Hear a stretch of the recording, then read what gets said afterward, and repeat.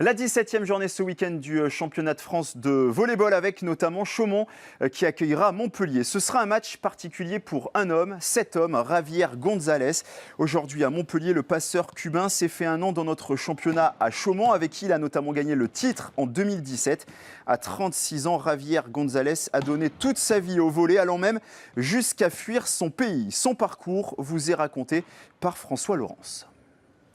Originaire de la Havane, Javier González aurait pu être le faire-valoir de son île natale.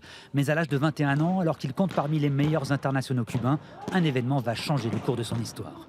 En 2004, on a fait la qualification pour les Jeux olympiques d'Athènes. Et on a perdu le match de finale contre les États-Unis et Cuba nous a punis pendant un an sans sortir à jouer des compétitions. Et ça m'a fait très mal aussi, ça m'a fait très mal. Conscient que Cuba allait freiner sa carrière, que son pays ne serait pas en mesure de récompenser décemment son talent, Javier González décide de prendre en main son destin. En 2005, il profite d'un déplacement de l'équipe nationale en Italie pour s'exiler. Tout a été en fait planifié avec la complicité de son club recruteur, Cuneo. Le club qui a tout organisé, il était là-bas, il attendait pour moi. En fait, il a fait le match et après le match, je suis parti. Le seul qui était au courant, c'était mon père. Avant de partir, je l'ai embrassé à lui et je lui ai dit « Oh, n'attends pas pour moi, que je ne rentre pas ». Le père attendra 10 ans, le temps pour le fils de poursuivre sa carrière à travers l'Italie et la Roumanie. En 2014, c'est avec son tout nouveau passeport italien qu'il retrouve avec émotion ses racines. Je n'ai pas vu ma famille pendant 10 ans. C'était vraiment, pour moi, pour eux, c'était vraiment très fort, très fort. C'est ça la vie, c'est ça. Depuis presque 5 ans maintenant, l'Italo-Cubain a choisi la France. D'abord Lyon en 2014, puis Chaumont, où il est sacré champion de France en 2016 et vice-champion l'année suivante.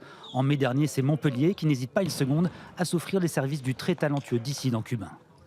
C'est très cohérent, je trouve que le joueur ressemble énormément au bonhomme, c'est-à-dire c'est quelqu'un de très généreux, de très rigoureux, très professionnel, très fidèle. Sur le terrain, c'est plutôt un guerrier, un combattant qui mène un peu ses troupes en tant que capitaine, il le fait très bien. Et souvent il a la rage et on le ressent quand on joue avec lui, on le ressent. Je suis, je ne sais pas comment dire, le phare de l'équipe et il tous mes regards. Et bien sûr, je dois donner des bons exemples. À 36 ans, Javier González n'a pas perdu la main. Il s'impose comme l'un des meilleurs passeurs du championnat de France. Le prix à payer de son exil aura été de ne plus jamais connaître les frissons des compétitions internationales. En revanche, il est devenu ce joueur libre de jouer où bon lui semble à travers le monde et en capacité de soutenir les siens.